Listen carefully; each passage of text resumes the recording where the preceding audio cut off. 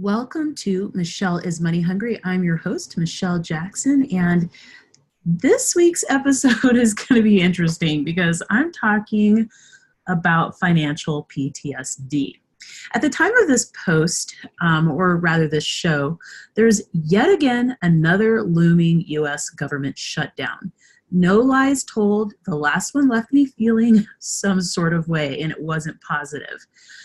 Basically, it really left me feeling stressed, anxious, and scared. But I will say this, before I get into this episode, this is not a political episode. I'm not going to talk about the politics of the shutdown. I'm going to talk about what the shutdown made me feel, remember, and just kind of the feelings connected to situations out of my control, financial situations out of my control that trigger what I've felt in the past when my money was funny and I wasn't laughing. I will also say that this is an unedited episode, so if you hear more ums, things like that, that's why.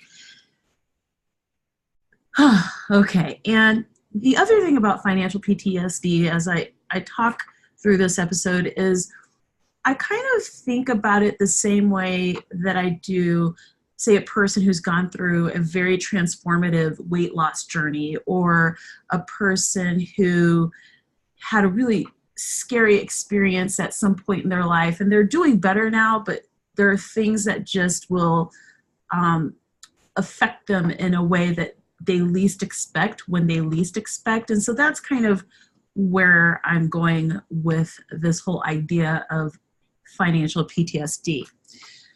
Oh, all right. So thank you so much for joining the show. I'm your host, again, Michelle Jackson, helping financially single women one conversation at a time.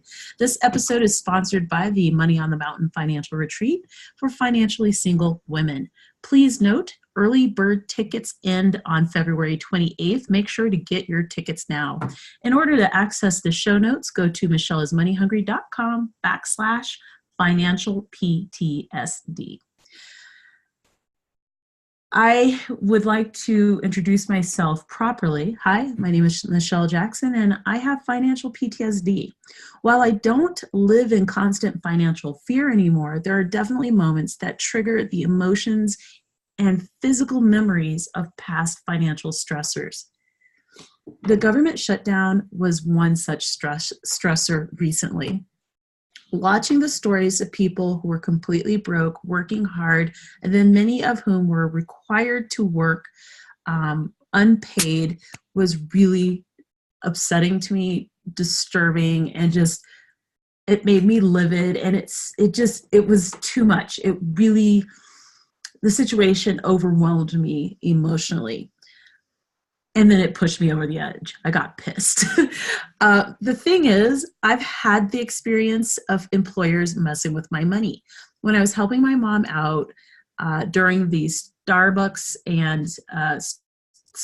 and graduate school years, I remember picking up a side hustle to kind of like try to get more money coming in, just try to get ahead of the month and expenses and stress. And I'm working at this little retail shop, and I picked it because the shop was cute, it was in a good location, fun work. But I soon discovered that the person who owned the business was basically like floating the money. And you're probably wondering, well, like, how did you figure that out? Well, I'm going to tell you. So basically, that person would say that the checks were on the way or they were in the mail, when it was time to get paid. So she started just always being a little late to pay. And the thing was, at the time, it was kind of hard to find side hustles. It wasn't as easy as it could have been. I think we were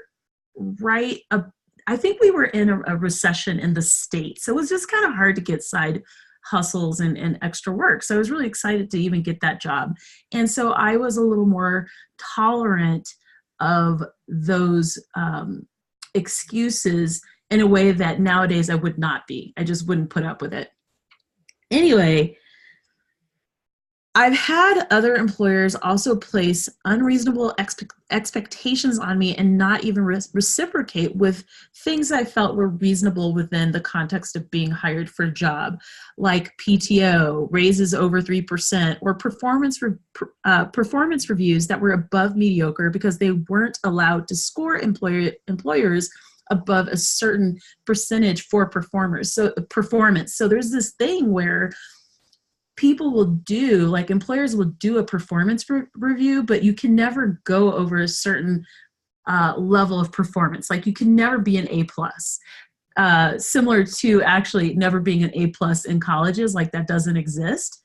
So it was frustrating when I would work my butt off and then I would have a colleague be out for weeks at a time. Like this person would call in and they would just be gone.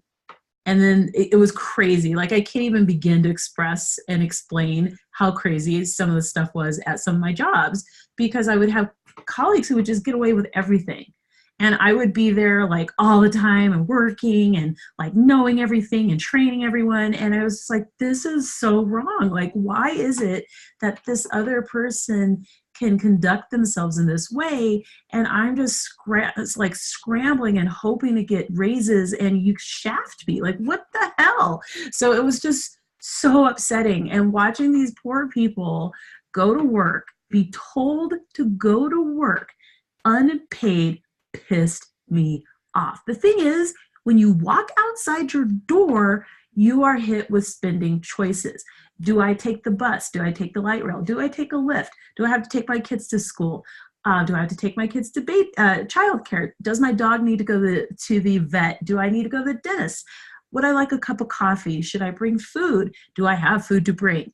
I mean, the list is endless. So to require people to go to work and not pay them and expect them to manage that is just unbelievable to me. And it just upset me so much. And it upset me in a way that was different than I expected, because it also reminded me of just being completely at the mercy of other people financially. Like right now, I work for myself, and if I don't work enough, I don't get paid. Or if certain things don't happen, I don't get paid. Like I am to blame typically for what's going on with me. And I'm okay with that. Like I'm my boss. But I'm not okay with other people messing around with my money. I'm not okay with that.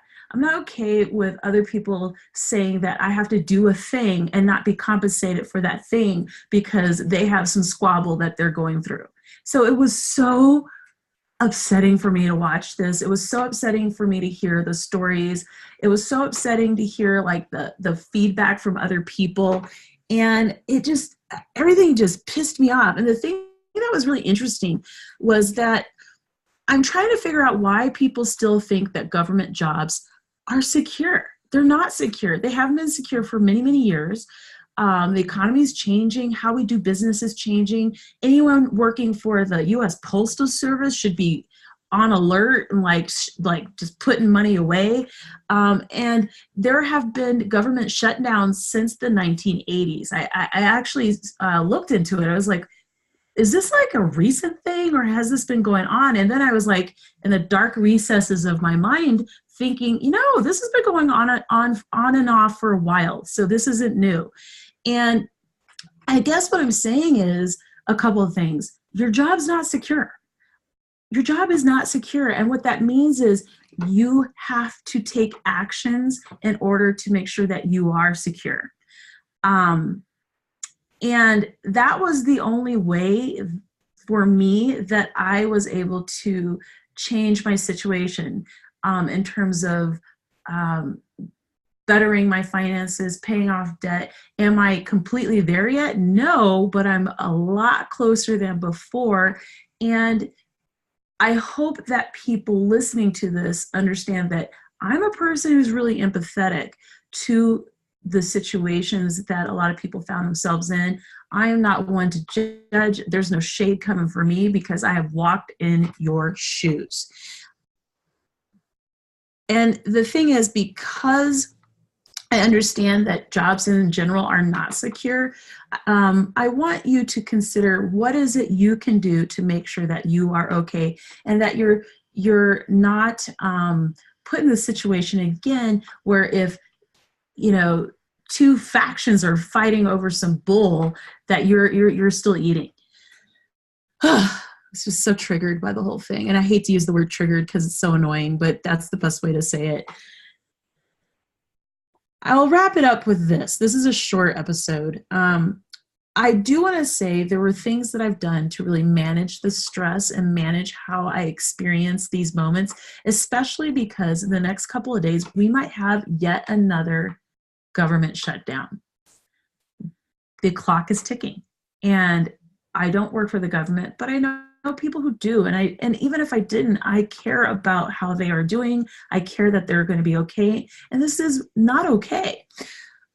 So these are the things that I've done to kind of manage the PTSD, the stress, the things outside of my control so that I'm not debilitated by these situations as I observe them. So the first thing is I acknowledge that there will be situations that I find financially upsetting and that will remind me of stressful times in my personal and financial life.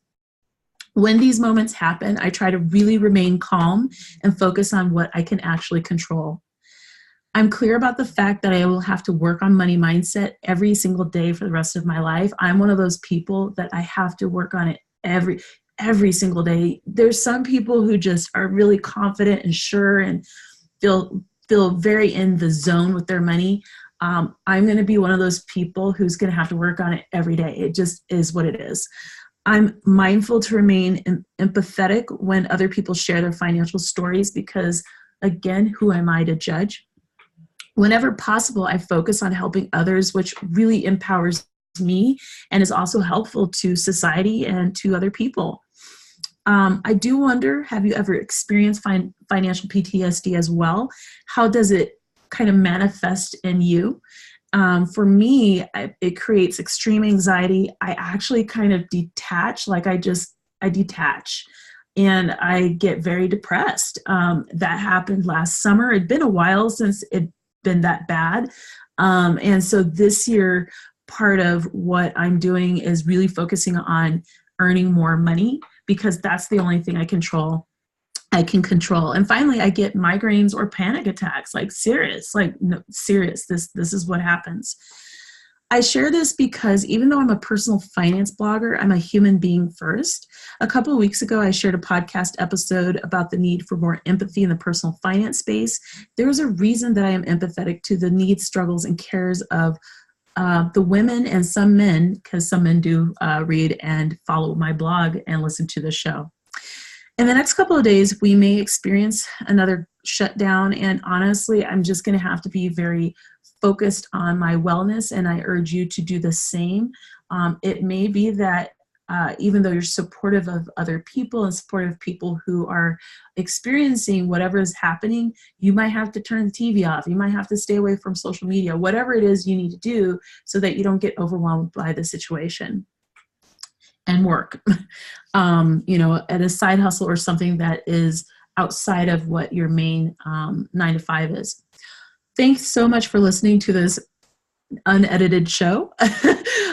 Make sure you join from Blogger to Author Live Challenge starting on Sunday, February 17th.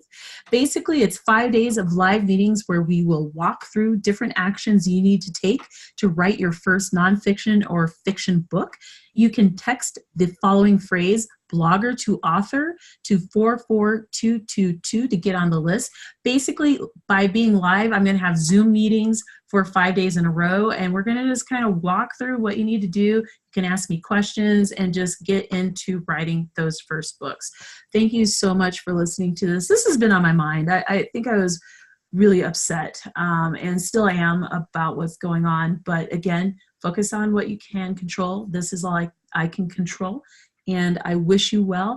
Interviews with other influencers will be returning, so make sure to keep posted for that. If you like the show, make sure to subscribe, and I wish you a beautiful day.